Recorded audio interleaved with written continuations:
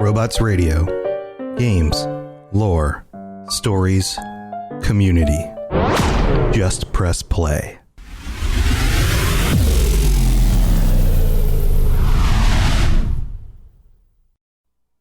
Hey friends, this is Tom. I'm just going to give you a little intro here before you actually get into the episode where we interview Rich Lambert to go over a few things real quick and also to make sure that I thank our patrons because we were having such a good time talking that I didn't get to take a break in order to do that. So I'm going to put it right here in the front before the episode kicks off. And if you are listening on the Patreon feed, you're going to get some of the pre-show banter we had with Rich before we actually went into the episode proper. So if that's something you're interested in getting, then make sure you check out patreon.com/Elder Scrolls Lorecast, where you can sign up for extended versions of the show and ad-free episodes and getting to chat with us on future episodes. You guys have heard of the whole thing, but I absolutely have to thank all of our patrons. Thank all 48 of you. Holy crap.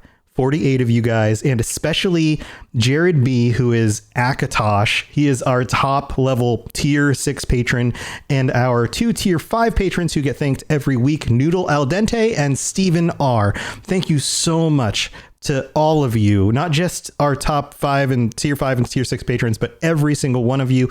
You guys are what allows us to do this show and even get the opportunities to talk with guys like Rich Lambert from Elder Scrolls Online, from Zos, and holy crap, you guys are amazing. Thank you for giving us the honor of being able to do episodes like this.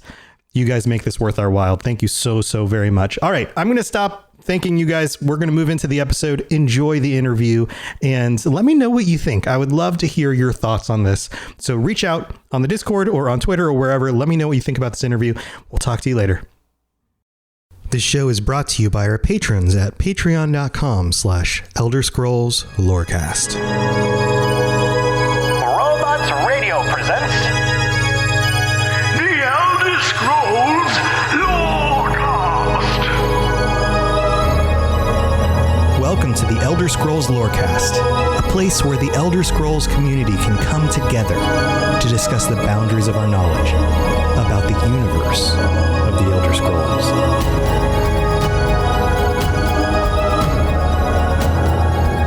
Thank you, Bob Chichinski. Bob says, nice job, Tom. Right button this time. Yay, I did the right button. Well, it's, I got to put on my special professional quality podcasting brain in order to do the show today, because we have a very special guest today. I am your host, Tom or Robots, and I'm here. You can hear him as well. Lotus of Doom. Lotus, what's up, Hello. buddy? How you doing? Yeah, not too much. We're just he's kind of more chill than I am about this, because we got freaking Rich Lambert here. Rich, what's up, dude? How's it going? Hey. If you guys don't know who Rich Lambert is, what are you even doing with your lives? He's the creative director of Elder Scrolls Online, and he has been kind enough to pull himself out of his meat coma tonight. Oh, dude, it was so good. Oh my gosh. What did you eat? It looked amazing via Twitter. I started a brisket smoking this morning at 6 o'clock. And so all day, all throughout meetings, all I smelled was brisket on the grill. And so we devoured it. I'm sure the dogs enjoyed just smelling that all day as well. Yeah. I bet. My wife has been watching that there's like a barbecue cooking contest on Hulu or something.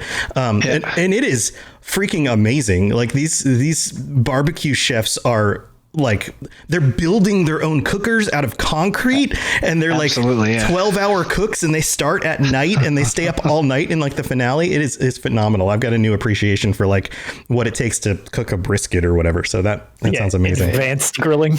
I mean, I'm not even at that level, and it's amazing. I can't imagine what it would be like to be at that next level. You know, just how good it would be. Yeah, these people are amazing. But we're not here to talk about brisket and barbecue, unless that barbecue is being managed by Mehrunes Dagon, maybe. I don't know. The Gates of Oblivion are pretty hot, so it's pretty hot. I bet they've got some good barbecue in Oblivion. Yeah, Nice smooth transition there. Yeah. So thanks again for joining us. Podcasters right there. Yeah, there you go. Pro podcast right there. But thank you so much for joining us. We've got some questions for you. We are very excited. I've got my pre-order in. I know Lotus has his pre-order in for the new chapter of Elder Scrolls Online coming out in like a month from today. What day is it? Just about. First of June. The first, so not even a month. Yeah. Yep. My body's First ready. and the 8th, correct? Yeah. Yes. Yeah, the 8th is console. Yep. Right. So I'm PC Master Race, so I get to get it a little bit earlier than Lotus. I was going to say I have PC Master Race and I play on my my last gen console at this point because I can't get a PS5 yet. The next gen upgrade is unbelievable. Not going to lie, that's mainly why I want a PS5.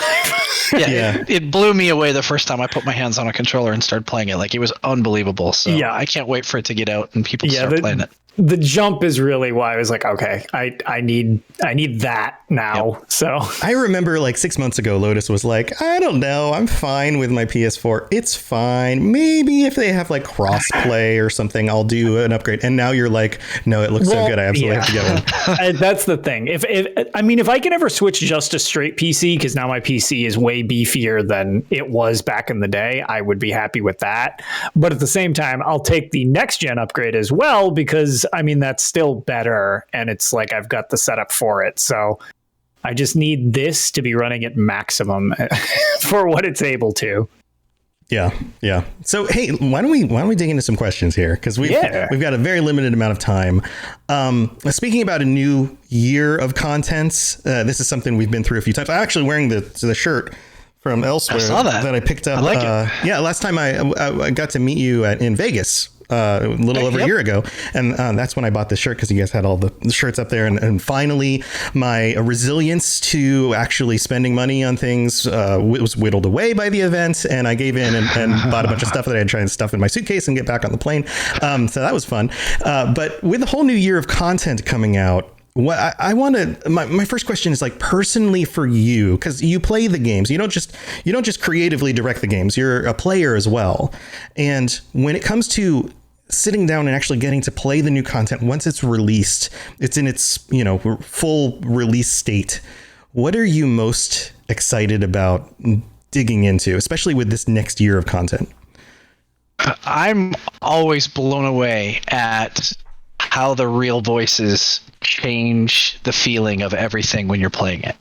So internally, I play the content, 5, 6, 7 times, throughout various iterations and whatnot. And almost all of that is what we call RoboVO, where we have an internal kind of system that, robotically generates all the VO. So we can do some base timings and scriptings and things like that.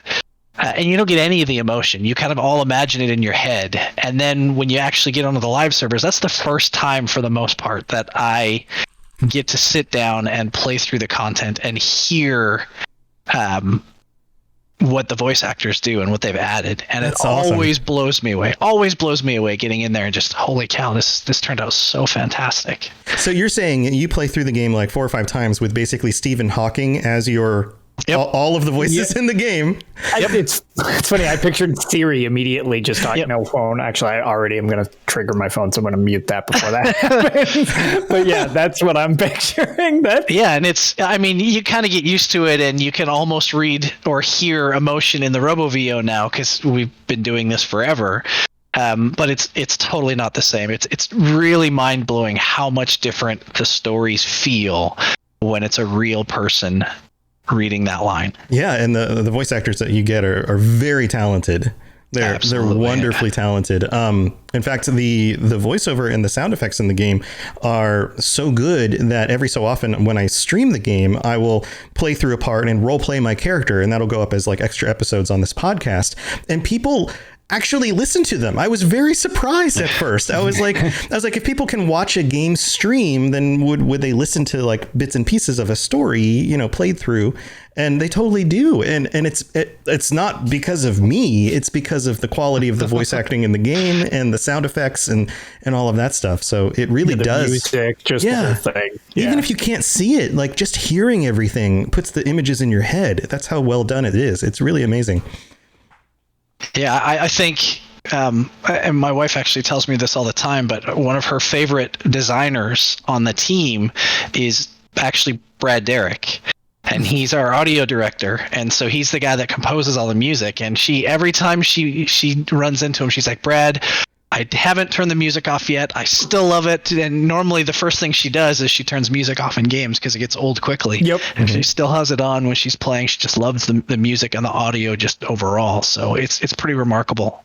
Just the whole package we have. Yeah, that's something I haven't done too. And usually I will turn the music down in order to hear the environmental sound effects and like where enemies are coming from and things like that. But yeah, you're right. I haven't done that either. I haven't felt the need to, which is I was going to say to continue on that, Gage. I don't know if anybody uses Spotify, but that's kind of my go-to for listening to music and stuff like that. And when it does featured artists at the end of the year, and it gives you like your year in review, the second most listened to artist was actually Brad Derrick for me. So that's amazing. Even out of game, I was like, oh, really? I was like looking through it. I was like, wow, I listen to the soundtracks to these games a lot, apparently. So yeah, it is really, really good. So let's move on to the next question. This yearly formula that you guys have been doing, you've kind of refined it over the last few years. The story of Elder Scrolls Online was launch and then some big changes, and then one's Tamriel, and then kind of this year iteration with new content, new places to go, all sorts of new stories, and then upgrades to the game, new character classes, and what's it called, where you find all the artifacts and the stuff in the ground. Antiquities. I was like, it starts with an A, but it's not artifact. Words are hard. So you keep adding these things, but usually every year we get like a new zone, a new story, some sort of interesting upgrade. Is there anything at this point that we're going to see that might surprise us in the future? I mean, something like Companions did kind of come out of left field. I don't know that many of us were expecting that when you guys announced it. No, it fits, but it's not something I ever assumed we would be getting. Actually, right. It didn't seem like that was going to be on the docket of things to expect. Sure. Yeah, I mean, I think the yearly cadence seems to be working. It helps us internally kind of make sure all the teams are driving towards kind of the same thing. Rather than kind of bouncing all over the place. We know throughout the course of a year, there's a theme. We can plan it out a little bit easier. So that's definitely helped us. It's also helped just players in general, because now they kind of have a good idea of, well, when I come in this year, where do I start? Well, this is how the year starts. This is kind of where it ends. It kind of makes sense. So that is working. I think we'll continue to tune and tweak and iterate on it as we kind of go forward. I don't know that it'll change a ton, but we definitely want to try to innovate and change things and keep people guessing. And that kind of fits in with the new systems we add in as well. I'm a huge fan of finding new ways to get our players to interact with the world of Tamriel and how to play ESO. And I think the last few systems that we've added in kind of show that Antiquities, nobody knew what Antiquities was or even thought it would be a thing. But when you break down kind of the core component of it, it's an alternate activity that isn't questing or killing, because we've got lots of that. But it adds to the exploration and the lore of the world. And that is what our player base really loves, is delving into the world and digging into that lore and the stories and whatnot. And so those are definitely in the forefront of my mind whenever we start talking about new things that we're going to add to the game. Yeah. And it was a surprise that came out of left field. I know one of the things Lotus and I do all the time is, especially when a new year is coming up, is we like to hypothesize about like, what is it going to be? And I know a lot of people in the community like to do this. And it's something that I particularly enjoy, whether it's like when I'm watching a movie and I want to predict what's going to happen in the end. It's like a personal challenge for me to get in the minds of the creators and be like, okay, if I was writing this movie, this is where it would go. If I was designing the game, this is what I would do next, based on everything I know about the world and the player base and what the developers have done. It's kind of a neat puzzle, right? And it's fun when you're absolutely wrong or when you're right. It doesn't matter. Yeah. The result is always fun because there's a big surprise, or you feel like, oh, somehow I actually predicted that. So it's always fun to. But it's good to guess. It's good to remember the one thing you get correct, and you just sweep the 19 things you got wrong under the rug and be like, look, I'm a prophet. Look what I came up with. Right. Right on the money. One of my buddies has a saying that even a broken clock is right twice a day. So, and I mean, we love reading all of all of that stuff as well. It's really fun to, see the theories out there and see what kind of people are hoping and wishing for. And like you said, sometimes they get really close, scarily close, and other times they're way out in left field. But that's fine, right? That's the fun of this world. It's interesting since you say that. Does that actually is that nerve-wracking at all if somebody actually does hit something on the money and you haven't revealed it yet? Is that a weird feeling when it's what the who's leaking? Yeah, sometimes somebody gets sent out the airlock because they were so close. Right. Did somebody leak something? It's unnerving when people get it, pretty much bang on. Especially when we don't accidentally leak it, right? Right. Yeah. Well, I feel like Companions was one of those things that we should have predicted because it's such a big part of the single player experience. Yep. And I'm sure there have been times where people have talked about it in the past over the number of years now, but it wasn't really in the conversation as far as I was noticing until all of a sudden you guys announced it, and then even just watching the trailer that just went up, I was like, this seems like something that could have launched day one with it, and I would have been like, oh yeah, that makes sense.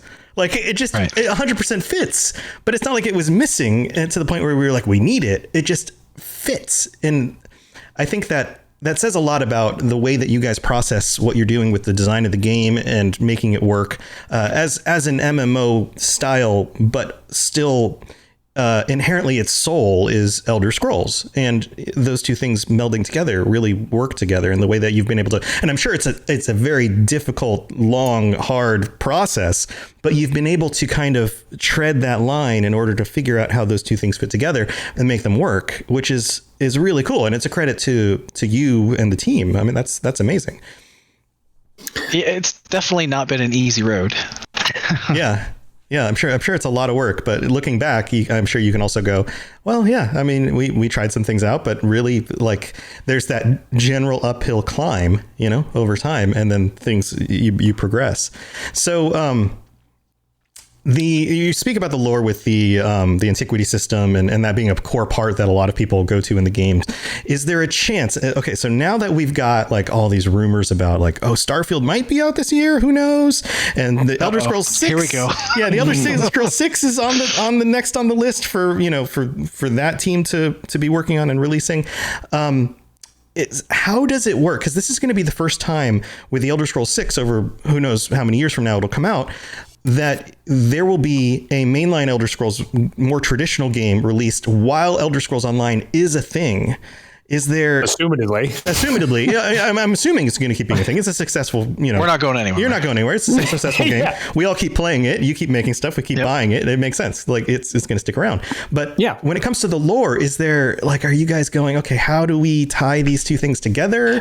Is the Elder Scrolls 6 now being informed by the things that have happened in Elder Scrolls Online from a lore perspective? I was going to say, to broaden that, since obviously you have to keep...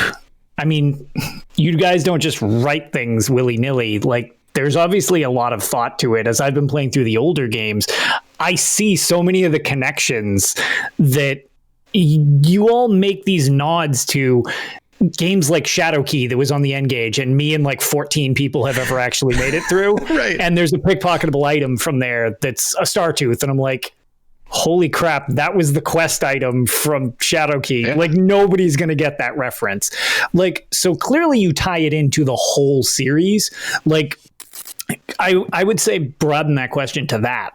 how much effort do you have to put in to link all of these games? Because this series is not new. Like, this series is older than some of its players at this point. Oh yeah. Yeah, absolutely. It's a full-time job, right? In digging through that. Like, we have Lehman, who is our lore master, right, that, has to check us on all of these things. Our lead writer is well-versed on this stuff. I've been, in Elder Scrolls universe for a heck of a long time. Oblivion was the first game that I worked on at Bethesda.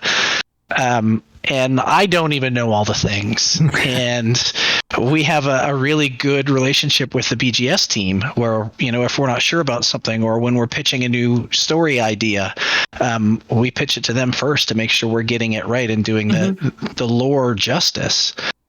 But it is a huge part of our process, is kind of going through there, trolling through the 25 plus years of lore and all the different games to try to figure out what makes sense. And, as you well know, we're in kind of the second era and this interregnum and this, kind of period of time where not a lot is known and not a lot of records kind of survived this period because everything's at war. And so it gives us a lot of latitude to kind of do our own thing. Mm-hmm.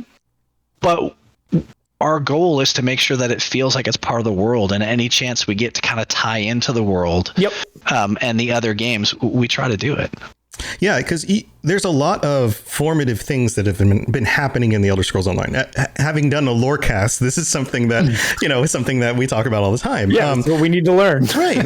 But even like the things that are happening in the Aldmeri Dominion eventually lead to the events that allow for the Thalmor to take power. Right. And you have this long breadth of history, just like any really good fantasy novel. We've talked about J.R.R. Tolkien multiple times, how there's this like wealth of knowledge underneath a book like The Lord of the Rings or The Hobbit, because there was the Silmarillion. And if Skyrim and Oblivion and Morrowind are The Lord of the Rings, then Elder Scrolls Online is like the Silmarillion. It's the stuff that kind of underlies everything else in the future that we've been playing already. So it makes me wonder, like, how many of these things are going to loop back around and going to be formative for the next, mainline single player game, go? And I'm sure you and Todd and some other people have talked about these things, but it's just kind of interesting to ponder this, as a fan of the game. Well, especially because I don't even know where, we don't even know where the series is going forward. Right. So we're looking 1,000 years prior to anything now to see, it's just, that's such an immense period of time where it's like, you kind of, again, it's one of the things I like about the design of some of the harder stuff in the game, but you breadcrumb things that we don't realize are breadcrumbs until sometimes we've completed something. It was like, oh, you told me how to do that 10 minutes ago, and I just didn't realize that that's what you were telling me to do. I was busy being like, what is this? And then it's like, oh, right, that was the answer to how to beat that boss, and I just didn't see it yet because I hadn't seen the boss. Right. Yeah, I mean, I think the best way to answer the question without getting myself in trouble is... Of course. We don't want you to get in trouble. It is... But we want to know as much as you can tell us. I think it's the kind of looking to how we tell stories and how BGS kind of tells stories in the world. And stories are told through the eyes of the people that are living in the world. There's no kind of omnipotent DM or, God or whatever that says, this is the truth, this is the single source of truth, and this isn't the only way it's happened. And so there's lots of different perspectives and lots of different ways to interpret an event or how it happened. And so, being able to make our interpretations on things that have been written in books and kind of show them to players has been amazing. And that's a core facet to telling stories in Elder Scrolls. Yeah. We talk about that all the time. Yep. Very much so. I mentioned this to Lotus a few weeks ago, but I was like, you know what? I think Manny Marco's going to come back. And he's like, what? And I'm like, that's one of my bold predictions. And if it doesn't happen, no one will remember that I said it. No one's going to remember. Right. But if it does happen, I said it first. Yes. Bold statement. Bold statement. That's very bold. It's very bold. It's very bold. So let's move on. So now that you've tackled the CP improvements and revisions that have taken you a very long time. Lots of testing, lots of work. It's gotten a lot of positive responses from the community, a little bit of debate about it, but a lot of positive response. I'm a positive response. I love the new CP. Yeah. Just saying. I think it's really cool too. Like the old one, it was just, this is so much better. Yeah, the expansion on the levels, the way it's laid out, it's all very, very intricate and cool. And this is kind of like we talked about before. This doesn't fit into the yearly formula. This is more of like an underlying thing that you guys have been working on for a long time. From a personal standpoint, and obviously you don't have to reveal anything that can't be revealed yet, but what would you like to see tweaked and adjusted similar to something like this in the future? Are there certain systems or the way the game works fundamentally from the beginning that still need tweaking in your mind? I mean, there's lots of stuff. We are a lot smarter now than we were in 2007 when we first started building the game. A lot smart. Like, it is crazy. You go back and look at that stuff, you're like, oh my God, what did we do?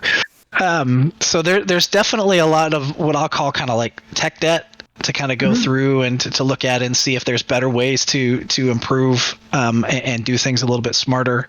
I mean, I know there's a lot of things.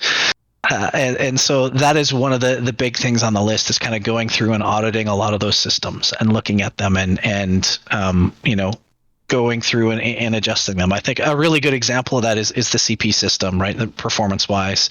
I think another big part of that is, and we haven't quite got there yet, but the whole concept of the database sharding, which was you have an active and an inactive database, and only the active database has all the characters that loaded in, like those kinds of things that weren't really in the forefront of your mind when you're building the game because you're focused on building it. Sure. And now we're at the point where we're like, holy crap, we have over 18 million players now. Like, we're starting to burst at the seams. How do we make these things stay up, and how do we make these things performant? Right. So those are the things that we're looking at. Cyrodiil is a huge one on our list right now. Is fix it, make the performance as good as launch was. Players love Cyrodiil. They love being in there, but it gets frustrating when you're fighting, performance issues, the lag that, when the server is having problems. So those are kind of the first and foremost right now, to kind of go through and clean up. And it's a big, huge, monstrous task, because it's not as simple as, we'll just change this variable or change this line of code, right?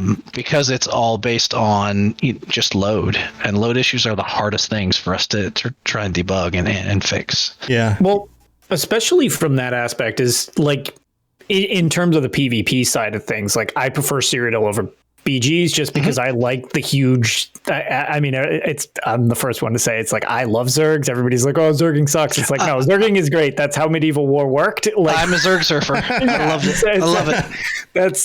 That to me is fun. Like, I love castle sieges where all three factions hit the same place at like an endkeep, like the final endkeep. It's like those are so fun. It is. It's so much fun, but even outside of just like performance, like you were saying, trying to account for that many people just being in one place on varying degrees of internet alone on all sorts of, I mean, it's not even like it's just a US based thing, but just within the coasts of the United States, you've got people from California or East Coast or whatever, all wedged into the same place at the same time on different connections fighting that. It's like, I can't even fathom trying to keep that from just blowing up with what that is, let alone expanding out. It's like, okay, yeah, people are obviously casting every part of their rotation, and there's people from, all over the globe doing it. It's like, yeesh, that's I don't envy it's that. Economies of scale, right? Yeah. And there's actually a neat comment in chat there from Bob where he's,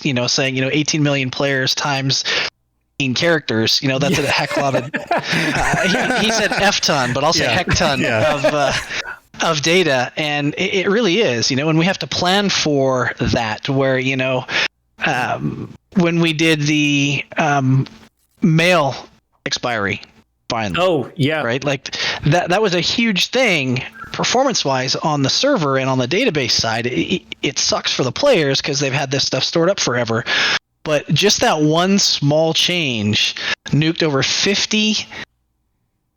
I better get this right. Nuked over 50 gigabytes on each server just in the database. Holy crap. What? That's weird. And also, these are just like simple little mails, right? Like they're not huge with huge attachments or anything like that. So just think of that in terms of just sheer scale. It's unbelievable. Yeah, because it's like generally most of the mails are probably like literally one line. I mean, I wasn't helping the cause. I had my original congratulations for being crowned emperor, and it had been there for 3 years. Yeah. And I just refused to get rid of it. And then I had to screenshot it when it said 1 day left. I was like, Right. no. Yeah, and we totally get that, but it was just something that saved a ton of space, Yeah, reduced for sure. database sizes, and that was just on one server. Yeah, yikes. Wow. Yeah, having personally worked for some startups that were doing some game design, and then for a marketing firm that did internet design, like websites and those kinds of things, having to deal with servers and things like that. This is one of the things that I see a lot in the community is people who are just like, they're just like, oh, they can't they get this under control, la la la la la la la, and unless you've worked in these things, you don't understand how complex and large these kinds of issues can be, especially with something like 18 million people across a game the size of the Elder Scrolls Online. Like, the scale of that is very hard to imagine. I still struggle with it. Yeah. You know, when an engineer comes to me and says, we can't do that for these reasons, I'm like, BS, we can totally do this. We just throw more hardware at it. No, actually, that's not how it works, and here's why. And you're like, oh, okay, I understand now. Yeah. But not everybody has an engineer that they can sit down and talk to and be like, okay, I don't understand this problem. Walk me through it. Right. Yeah, once you're in a situation where you work with somebody like that, and their eyes get big, and they look at you and go, like, that, like, I've hit the boundary of what's possible. We're gonna have to figure something else out. Yeah. Lotus, do you have any questions you want to toss out? Well, I was gonna say, I mean, we can kind of scoot along if you want, because I mean, specifically about that, like, it's good to hear just because, I mean, as I had mentioned, I prefer Cyrodiil in the grand scheme of things. That's kind of my go-to. So hearing that that's been a thing, and I mean, I already knew that to an extent because even though I mainly play on console, seeing all the tests being done and all of that, I knew you guys were messing with it to a degree. So, high hopes. To be fair, as much as I'm all for, if I have an issue with something, I'll certainly bring it up. But I, as somebody who's played like probably an unhealthy amount of PvP, I feel like in that regard, sometimes I feel kind of lucky because my performance has never been that bad on PS4. I mean, it definitely gets a little chaotic, but it's like some of the things I hear, I'm like, I've never encountered that, so I'm not really going to complain about that. So I mean, it can get bad, keep defense, absolutely. you And can feel it. My frame rates skip and stuff like that during crazy fights, but it's just funny because in the grand scheme of things, because, I've talked to you and Finn and everybody else. I mean, I definitely have my things that I've been like, oh, I don't like this or whatever. Cyrodiil's actually, I'm in like the super minority where I'm like, I don't know, my Cyrodiil runs pretty well for whatever reason. So you live right next to a server. That's what it is. Yeah, that's my cheat. That's my cheat code. I literally live next to a server. Yeah, there's one in your house. They rent out your basement for a set of servers that run in your home. Well, I've got a question to toss out there, just kind of a personal interest question. And this is okay. This is a quick question. I'm sure people asked this before. As a fan of the Dark Brotherhood, as so many people are, is there any chance we'll get more get some more Dark Bubbies? Dark Brotherhood. More Dark Bros coming? Remember an expansion? Anything is possible, right? Anything's possible. Anything's possible. Who knows? We've got a lot of years left under our belts to kind of dig through and stories to tell. So anything could happen. Yeah, I would love to see an expansion on those two expansions. Some like a return to those. I think that would be a lot of fun. And maybe, some more skills and things. You could throw some other fun stuff in there as well. Lotus, do you have a question on the list that you want to? All right. So we can. Yeah. My next one is with story lore and characters being so important in the series of Elder Scrolls as a whole. How much focus do you guys all need to kind of put on that, as opposed to, obviously you have a myriad of systems and you have dungeon designs and trial designs. How much of that is based on what you're trying to portray in the story as opposed to the other way around? Like, do you have one try to fit the other, a mix? That's something that's definitely morphed over the years. Mm-hmm. At the point we're at now, story kind of drives everything. Okay. That's how I felt. So that kind of why I was interested in this. Yeah, it definitely does. And it starts when Matt's the president and game director of ZOS. When we start talking about what we want to go to and the stories we want to tell, that's what we focus on, is stories. Where have we been? Where have we not been? What's the feel of the stories that we've told previously? How do we make that feel different? And a lot of times we break things down to like one word type things. Elsewhere was revenge, right? Yeah. Like that was kind of the feel, the theme. Greymore was Gothic. And so having that kind of one word kind of helps inform everything kind of going forward. And then I can sit down with the teams and start, helping set some of the boundaries of the box of what the story is. Not necessarily all the beats and all the stories that go in there, but just kind of the major touch points that we want to make sure the players learn over the course of the year. Mm-hmm. And then the teams can go off and use that as a foundation for telling the stories and going to the locations we do. And the dungeon team's a big part of that as well. They're rolled into those so that when they're telling their stories in the dungeons, they can tie into the overarching storyline. And provide some more context and backstory for the entire year. So I guess I could kind of combine this because it's one of the ones I listed as like a follow-up. But how much freedom do you all have? Since we had kind of made reference to it earlier in the grand scheme of things, but like to narrow that down a little bit more. I mean, ESO being a prequel, and it's, like we had mentioned, a larger part of the series as a whole. How much freedom do you have to do what do your own thing with the story? Because obviously you need to kind of fact check and lore check the grand scheme of things, but how much, I guess, just on a whole do you have freedom in trying to tell the story you want, and do you have to have it go through a myriad of things to approval processes? Approval processes. I mean, you'll obviously have some of that, but it's like, if you have something specific in mind, would you be able to pull that off, or could it be tailored, or how would you go about it? It depends on what it is. Okay. So, we get a lot of latitude to kind of do our own thing and tell the stories we want to tell. As long as they fit within the lore guidelines and the world. Sure. And there are some things that are obviously sacred cows and not something we'll ever dig into. And we've learned that over the years. Yep. P.S. We're never going to tell you where the Dwemer, what happened to the Dwemer at all. Mm-hmm. Yeah. Not surprised. Right. But we do get a lot of freedom, and that kind of trust in us has grown over the years as well. Early on it was a lot harder to do things. Dragons for me was one of the biggest things I wanted to do for launch. Mm-hmm. And it was like, nope, can't do it. And then elsewhere we were allowed to do dragons. Yeah, that was a surprise to a lot of people, contentiously in some situations where it made sense though. Yeah, I was going to say, I mean, I'm of the camp that I thought it fit. I don't know. It didn't even strike me as weird personally. I was like, okay, well, we know they're not dead. Like, some of them are dead, but like, I don't know. That one didn't strike me as exceptionally peculiar, as long as they were done well, and I thought they were. So yeah, and that's basically how our relationship works with BGS, right? Is we can have those difficult conversations, and some stuff is just too far out there, and we'll never really dig in there. But we've definitely been able to go pretty much everywhere in the world now. Yeah. And tell stories, a lot of very different stories about a lot of very different things. So I think we've done a pretty good job overall, and we've got a pretty good relationship with those folks there.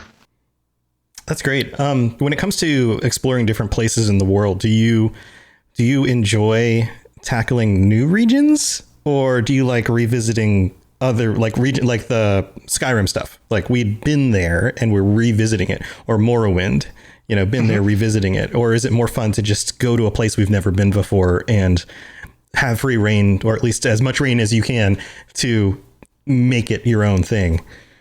I think any creative person will tell you they would much prefer to do their own thing carte blanche. So, making brand new things from whole cloth is always a ton of fun. But being able to go and build upon what's already established, going to Skyrim and telling a different story in the Skyrim world so people get more of an understanding of what that is, that's also, a huge challenge and something that, we enjoy doing. And that's kind of why we do things the way we've been doing them, where we'll kind of mix and match that. Going and doing Somerset was fantastic because there was almost nothing known about those islands and that area.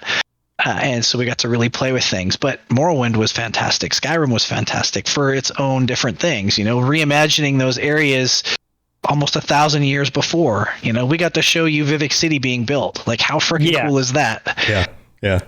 And when you think about real world locations, there are places you can go in our own world that are 1,000 years old and there's still structure standing there. Yeah. But they're different, they're ruined, or there's new structures on top of them. And and it's almost the difference between starting with a writer's prompt or not. Right. And both can be enjoyable in their own ways. So it's kind of fun. I think if you only did one thing, it would get old. But it's always different for us, and everything's changing, and that's kind of the magic of why we're still going as strong as we are now. Yeah. Lotus? So I guess based on kind of talking about that and, referring to tackling some ideas that have already been touched on in the series, we can kind of move a little bit into the other half where we can get some background on you, Rich, and what you have to do with the series. So I can tell you enjoy talking about yourself. It's easier to talk about the game. How about that? No, whatever. This is good. Yeah, we can do this. Fine. We'll softball you. How'd you get involved with the gaming industry as a whole? Completely by sheer dumb luck. Why is that so common? Seriously, I've always been huge into video games, playing games. It's always been a huge passion. Yeah. But I always thought that games were made by a few people. They were perfect as soon as they were just typing in code and an artist would do some art and then it was done. I had no idea that there was this huge involved process and this iterative cycle. Wait, that's not how it's done? Right. It's pretty amazing. What? Well, I guess I can't just pick this up as an after work activity. All right. And, I went to school. I was going for, my business degree, and I thought that I was going to be, a golf pro. That's what I wanted to do. That's what I wanted to be. I was teaching junior clinics and things like that. So that was what I wanted to be, a teaching pro. I didn't think I was ever good enough to be a PGA Tour pro player, but a teaching pro. And one summer in between semesters, one of my buddies got a job testing video games at EA. He's like, dude, I just got a job testing video games. And I straight up told him that was BS. There's no such thing. Right? No possible way. They just come out perfect. Nobody has to test them. And he's like, they're hiring, so give me your resume and I'll put it in. And so I was like, yeah, whatever. So I put it in and I got a call a week later. Wow. And I went for their kind of test, which was they had a VHS tape they played that was full of bugs on it. And they were like, write down as many bugs as you can in the next 20 minutes. And that was my test. And so I was writing bugs, and I filled a notebook of all these things. And they basically hired me on the spot then. That's amazing. And it was supposed to just be a summer job.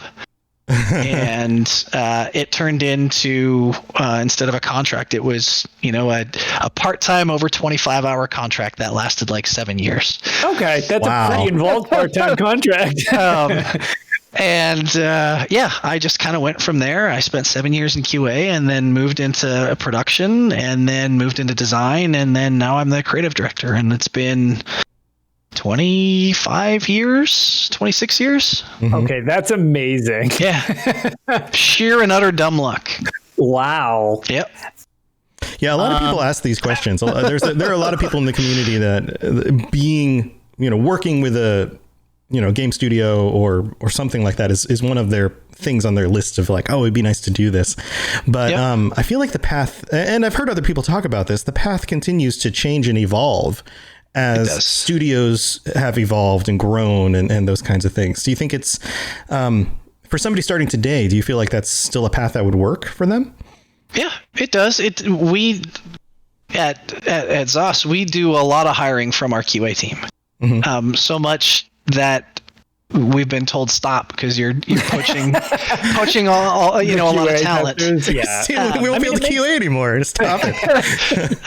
But it's definitely a path. It's a hard path. Like QA is not glamorous.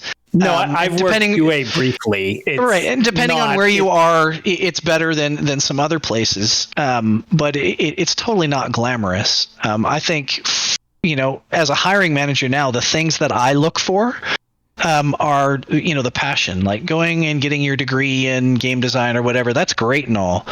But to me, the most important thing is showing me that passion. So if you want to be a writer, show me this portfolio of your writing. Mm-hmm. If you want to be a designer, show me the mods you're working on. Show me, that kind of stuff. That's the best way to prove to somebody that you want to be a designer. It doesn't have to be a AAA crazy good quality either. Like, it just has to show thought process and taking a concept from your brain to paper to in-game somehow, and how you translate that. And that's a huge thing, and something that I wish they pushed a little bit more in schools. Yes, it's great that you know how to do these things and you've gone through that, but if I can't see the work, I can't evaluate what kind of designer or writer or whatnot you're going to be. And that's a huge part. Yeah, I have a 20-year-old. I have a 20-year-old daughter and a 10-year-old son. And one of the things that I continually still try to teach them, even my 20-year-old daughter, of course, I'm still her dad, is that the world does not work like it used to.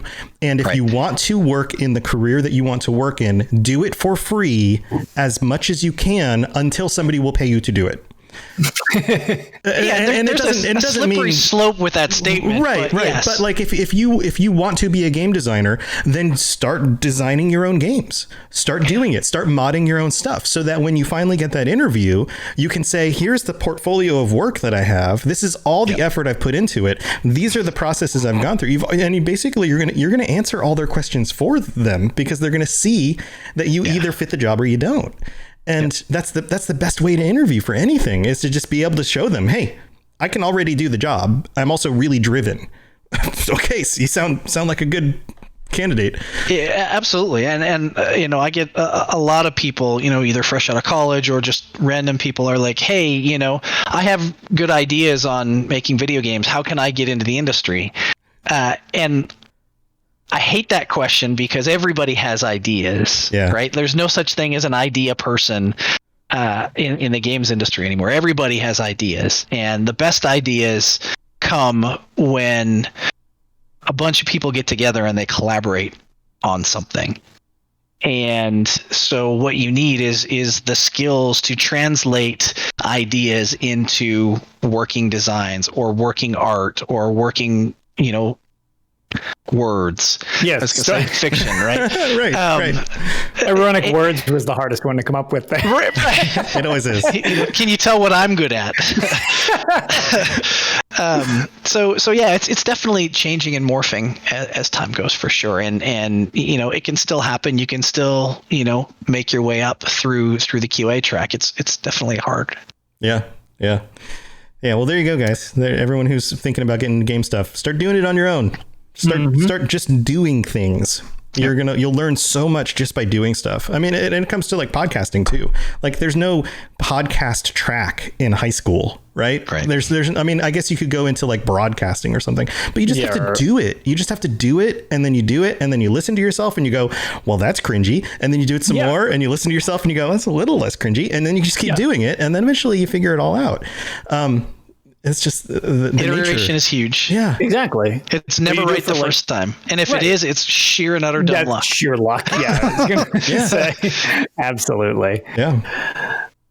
Lotus, do you have another one you want to toss out? Yeah. So in regards to that, since you apparently started way back with EA and, QA, when did you get introduced to the Elder Scrolls as a series? Well, I think Daggerfall was probably the first one that I really started digging into. A Daggerfall player. Impressive. So, I had my issues with it. I think I had my save corrupted 2 or 3 times before I was like... it is Daggerfall. Right? I think Morrowind was probably the one that I really fell head over heels for. Like, I can remember saying to myself... and actually going and spending a bunch of money on a PC so that I could actually play it in all its glory. Like that was kind of the game. It was just so wild and whatnot for me. And then it wasn't actually that much after that when I was fortunate enough to get a job at Bethesda and start working on Oblivion. Mm-hmm.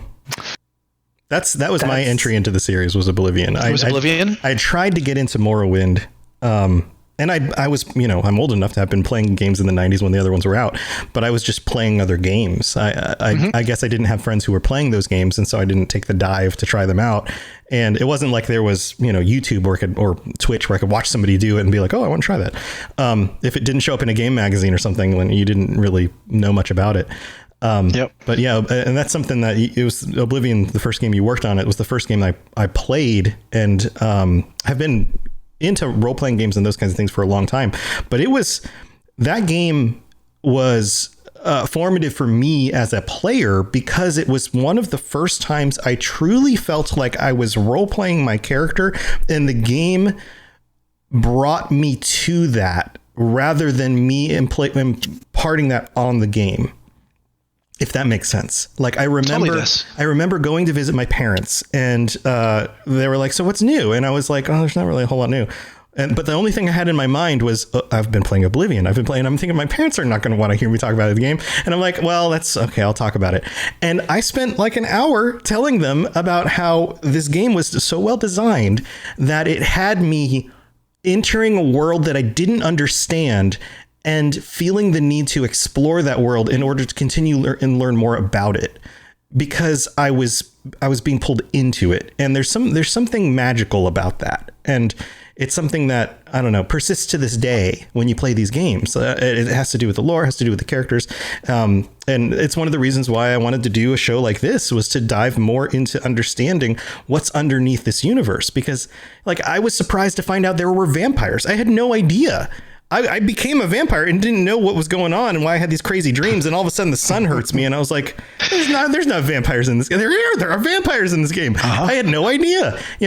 I was discovering things by living in the world, which is kind of the way the world works. You're just kind of thrown into it.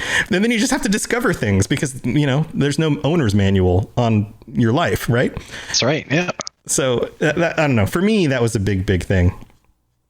It's that freedom to kind of explore the world at your own pace and not really being on rails, right? Yeah. Yeah. That's the big aspect of the world. And the games treat you as an intelligent person. They don't you don't meet somebody who worships Meridia, and there's all of a sudden dialogue that says Meridia is the Daedric prince of, and by the way, Daedric means this. And you just, right. Just like in the real world, when you meet somebody and they use a word you haven't used before, you don't always get the chance to have them define that word for you. You just have to hear it in context a few times and then start to kind of make out what it means. And then you can explore it through just the situation of being in that world. I don't know. There's something very powerful about that. And it treats the players like they're intelligent human beings, not people who have to be, spoon fed all the little details, which makes it so much more fulfilling when you start to really understand those little details and the little nuggets of the lore and how things connect. I agree. It's a remarkable world. World. Yeah.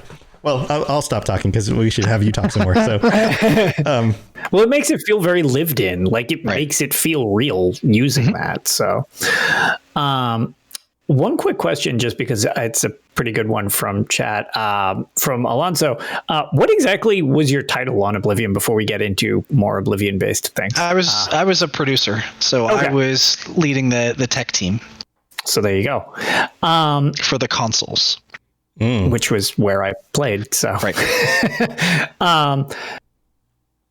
Can you give a little insight as to your specific connection, since you worked on Oblivion and it was, your kind of, I guess, entrance into the development side of Elder Scrolls on as a whole. This season is going to have some type of strong connection to you. Can you elaborate on that at all? I think I've said this a few times, but Mehrunes Dagon is probably my favorite prince in the lore. And so being able to go in and kind of show not musically more about him, right, and let players kind of dig into his kind of inner thinking and kind of how his world works. And then being able to go in and really, explore a little bit more of the Deadlands. You're going to see bits and pieces of that in the Blackwood chapter, but in the fourth quarter, you're going to get to spend a lot of time there. Well, nice. It's interesting because Dagon also has kind of his face value of I blow things up and I have, a lot of arms, but there's there's several layers to him that when we've discussed Dagon on the Lorecast in episodes, and actually shout out to my friend Loctavian, we had kind of like a March Madness style elimination tournament over coolness of Daedric Princes for a podcast on his channel. And Dagon has a lot more to the character than just blowing everything up. And it's interesting because I feel like not a lot of people see that at first. I'm currently playing through Battlespire, which is an experience in and of itself. Daggerfall ran like a dream compared to the way Battlespire kind of runs on a modern day system. But that, super relates to Dagon's assault on the Battlespire. And in general, the farther back you look, there's references to him being more of an object of hope as opposed to destruction and stuff like that. So that's change, interesting.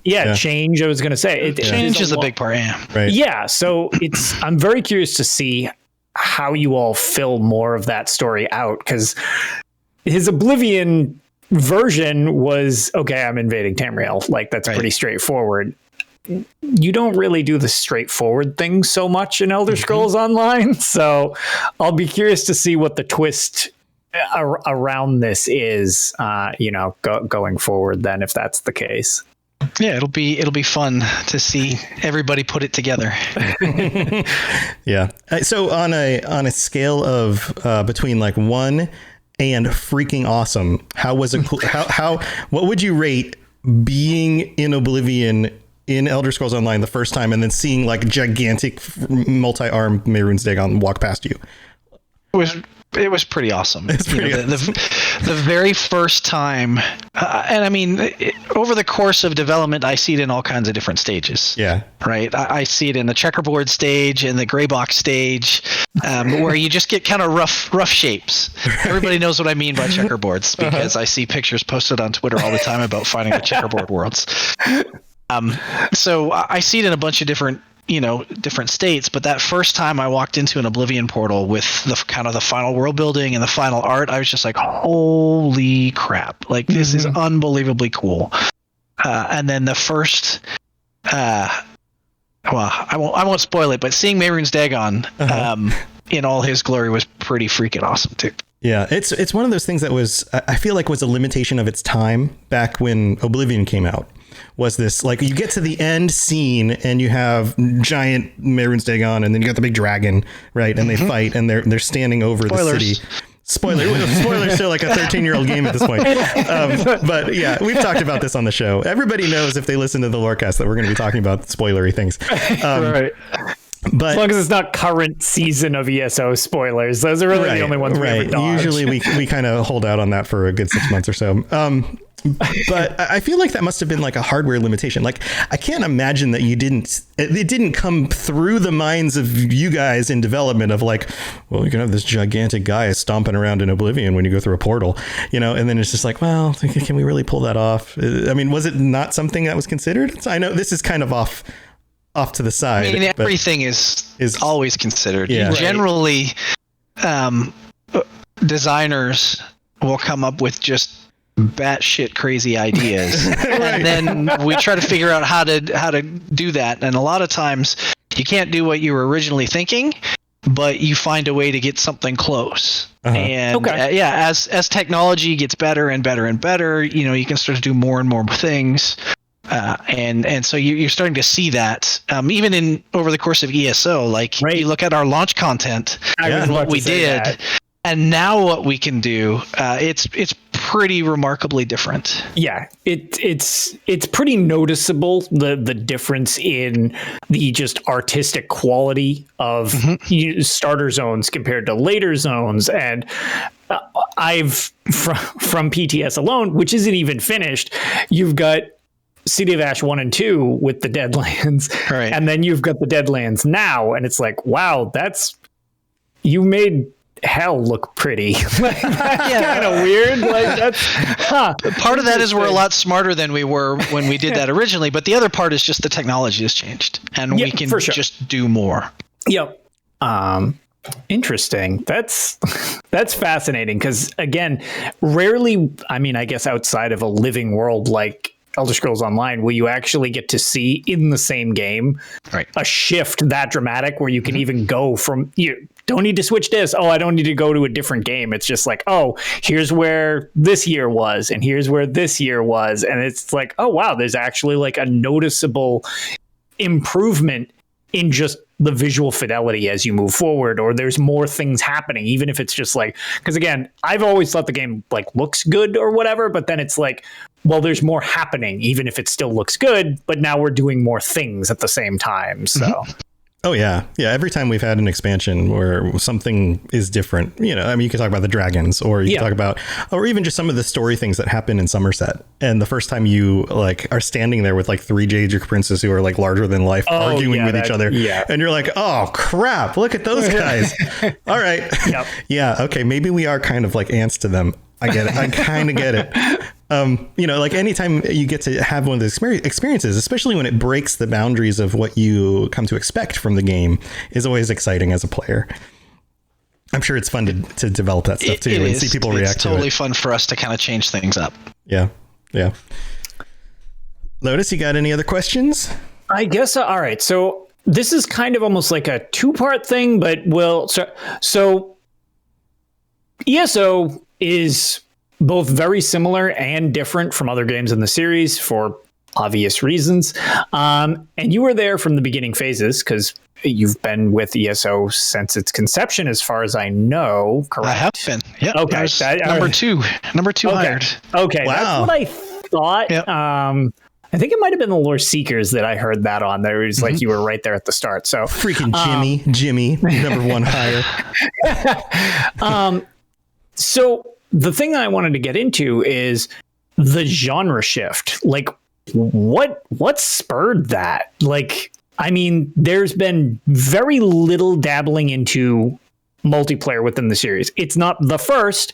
That Shadowkey, again, what was technically, it had Bluetooth play over Engage, and Battlespire had some mess. But like, other than that, this is the real full dive into multiplayer, and then more so massively multiplayer. It's not just like a co-op aspect. So what spurred the genre shift, I guess, since you would have been there since the start?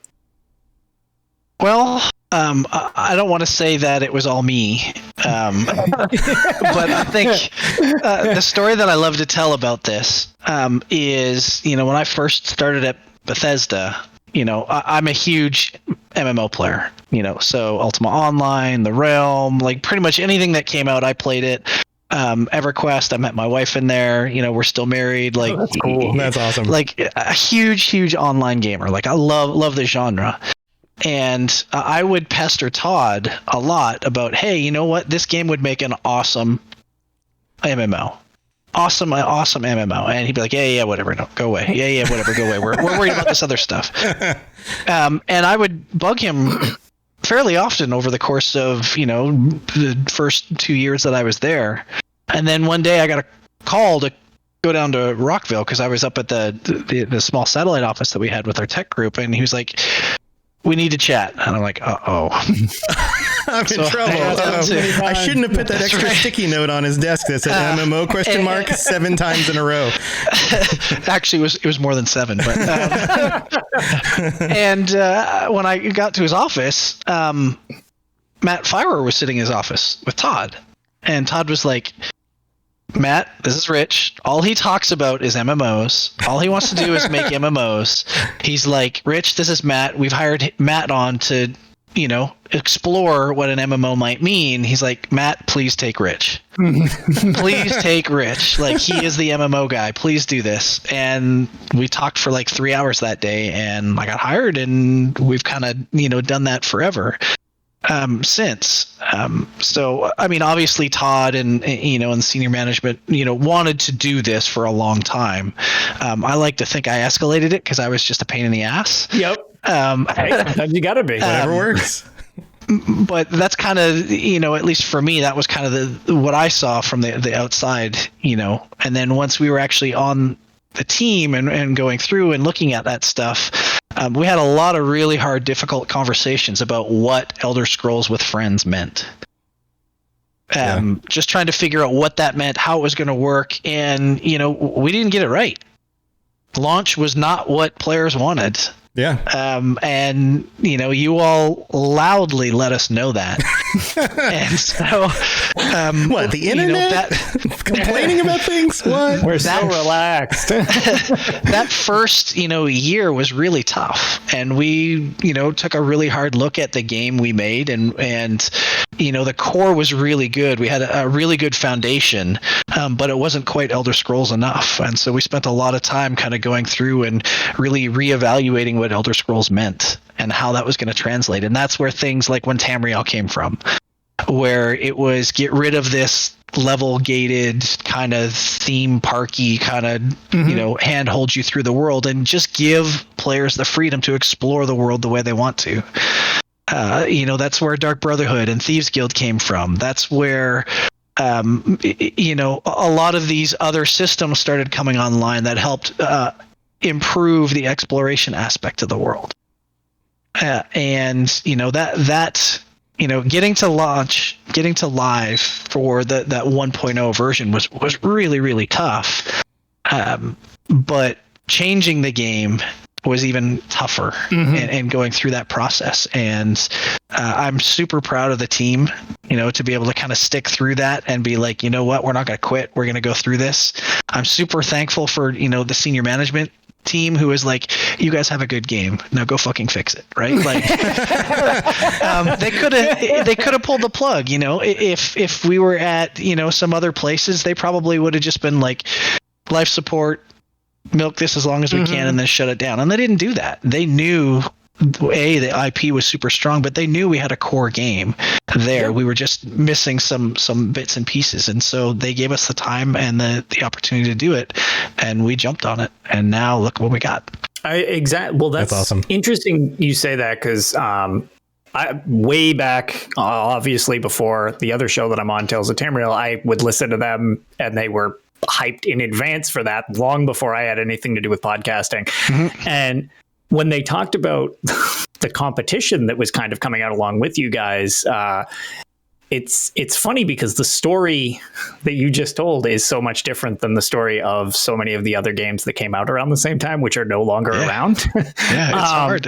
Yeah, Elder Scrolls Online persevered, whereas things like WildStar did not. And it's like, originally it was like, oh man, there's all these big games, and there's kind of not that many from that realm that came out that are still around. It's just kind of Elder Scrolls Online and Final Fantasy, both of which are doing great in their own way. You know what I mean? So it's like they cover different markets and stuff like that. WoW, so it's fascinating. And that too. But, well, WoW's been around since basically before I everybody was chasing. Everybody was chasing the WoW formula. So it's like absolutely. Well, into so many other of those games. But I guess, I mean, you kind of answered some of it, but like, what was, are there any other things that you specifically remember that you were trying to do? Because the way you had mentioned that it's like the game came out and you did have a good game because it felt good. I mean, I played at beta, but I actually didn't jump super into the game for a while. I dabbled with it because a bunch of my friends got it, and I love the IP. So I was like, oh, this is okay, but I'm not an MMO player, which is what's kind of, that was the selling point that you guys had a tough time with me at first, because it felt much more like an MMO to start with. Now it feels like an Elder Scrolls game with a lot of other people involved. And sometimes, Argonians are sleeping on bridges. Yeah, things like that. Play the way you want. Exactly. You had mentioned some. Is there anything else you can think of specifically that you kind of redirected to try? I mean, obviously the one Tamriel thing made it feel very much like an Elder Scrolls game because you could walk around it. You weren't gated like that. Is there anything else like you can think of that specifically was kind of like a red flag at the start, and since then you guys have corrected, just because so much has changed and it feels so much like a normal Elder Scrolls game, but just in a different genre, as opposed to it felt like an MMO with an Elder Scrolls name, if that makes any sense. Yeah, I mean, there's lots of examples I could give. One of the things, early on that we kind of decided was, because this is an online game, we wanted to make sure that there were reasons for players to play with other players. Yep. And so some of our tuning was kind of off in that regard. We kind of missed the mark on just how many players wanted to play the story by themselves. Gotcha. And so we spent a lot of time kind of going through early on at launch, trying to fix a lot of those things. And as a result, we decided that, any crit path story was going to be soloable. And so there's a crit path throughout all the zones where, you can go through and solo through all of that and hopefully have a good time soloing, where it's just the right amount of challenge for most people. I think another really big thing that we totally missed the mark on was what I'll call kind of world-changing events in quests, where you go in and the world is on fire or not on fire in one, and then it is in another, or it's totally under attack, and then when you're done, it's no longer an attack. And that sounds fantastic on paper, and that is fantastic as a solo player game. It is awful in a multiplayer setting because you separate all your players from each other. I remember, and you can't ever play with your friends. I remember trying to figure that out because, again, I'm not an MMOer. And I had completed something and I went back to help somebody with theirs. And I'm like, you're gone. You're just a chevron. Why can't I see you? And I was like, oh, wait, because this town is saved in my game. They're like, everything's on fire and Daedra killing everyone. I was like, yeah, you're on your own. I'm going to go fishing. And and that was a problem that we spent a long time. I personally spent 6 months working to undo a lot of those things. And we still have these, world-changing events, but they're in a smaller group instance now. Yep. Or they're on a specific layer, or the change is now more visual. This NPC is there or they're not there, right? But we don't split you up like we used to, so you can still always play with your friends. Yeah, cool. Yeah, that's definitely one of the things that's people ask about a lot. Like, can I play it on my own? Like, we still get questions, we'll stream it or during the show, like, hey, this sounds fun. Can I play it on my own? Yeah. In fact, most of the time I play it on my own too, especially when there's new story content out. Like, I want to take that at my own pace. I want to explore it how I want to explore. If I come across a side quest and I want to go do that for a little while, I just want to go do that, like, if all of a sudden I get an itch to craft something, I want to stop and go do that, but at the same time, if there's, a bunch of friends hopping on and they're like, hey, we're going to do a thing, I want to be able to do that too. And it's, you guys have been able to facilitate both of those things so well. And I think that's part of what makes the game so appealing, is that the stories are good, the lore is good, you can dive in and get that stuff. But then when you have friends who want to do other things, you can still join them and go hang out. And it works really well for both ways. We're getting close to the end of our show. Do we have anything else that we want to toss out there? Most important question of all, which I know that Bob Chachinsky and Chad and our friends over at the Red Diamond Courier will really appreciate, because they love the fact that I bring this stuff up all the time. Yes. And we should preface this with, we did a patron episode. So once a month on the show, we have some of our patrons join us and chat about things. And we had an episode where we all got to talk about our favorite factions. And all of the patrons who were on the show happened to be of the same mindset as Lotus and I. So we declared on that episode, all like 7 of us that were on the show, that this specific faction is the best. And Lotus, I see where this is going. Yeah. So, I mean, you politely have all 3 flags behind you. And I know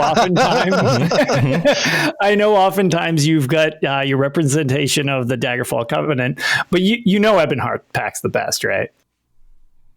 I gotta disagree with that statement. Oh my God! No, I gotta disagree with that. I'm a blueberry through and through. I do have characters on the other alliances, but my highest ranking PvPer is on the Daggerfall Covenant. Hoping you could redeem yourself right here on the show for everybody. Like you said, I politely have a red banner up. So. That backfired. politely. If you zoom in close enough, it's hard to see. There's like a big X through it in like red ink. Yeah. But no, that was great. Thank you so much for joining us, Rich. This was a ton of fun, guys. Yeah, thank you, Rich. We really, really do appreciate it. Thank you, chat, for being here. If you guys have other questions or want to talk more about this stuff, feel free to do so on the Discord. I will be right back in about 15 minutes with the Dungeons and Dragons Lorecast. So if you're into tabletop games and D&D, stick around for that. And Rich, thank you for being here. A huge honor to get the chance to talk to you. We really do appreciate it. Hopefully we get together in like Vegas or something again sometime soon. I would love that. I'm looking forward to it. Yeah, that would be Beer's awesome. on me. Awesome. Sweet. Yes. We'll take you up on it. All right. Have a great one. All right, everybody. Have a good rest of your day, and stay tuned for the Dungeons and Dragons Lorecast. See you guys later. Bye, everybody. The sky's a mark. I gotta hit the other button. There we go. Thanks for listening to the Elder Scrolls Lorecast.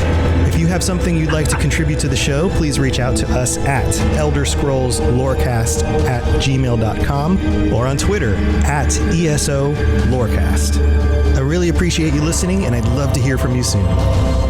You've been listening to a Robots Radio podcast. Smart shows for interesting people. Check out all the shows at robotsradio.net. Hey there, my name's Jameson, or Big Cat. And I am Brenna, or Mother Goose. And together, we are the hosts of the DL, Weekly Gaming News. Each week, we bring you the top stories from last week, as well as something you might have missed. Our goal is to start a conversation about what's going on in the world of gaming. And every week, we have a special guest join us in the chat room, where we discuss a different gaming-related topic and learn more about our guests in the 60-second download. And if that isn't enough, we also have Slim Jims. So come and hang out with us every week and join in on the conversation. Good luck and have fun, everybody. And remember, keep your goose loose. Hey, I'm Tom. And I'm Stuart. And we're from the Dungeons and Dragons Lorecast. We talk about all things connected to D&D lore. And we're on the Robots Radio Network. So if you're into Dungeons and Dragons or you're into lore, then come check us out. You can find us on any podcatcher, Apple Podcasts, Spotify, Google Play, wherever you get podcasts. Roll more dice. That's the Dungeons and Dragons Lorecast.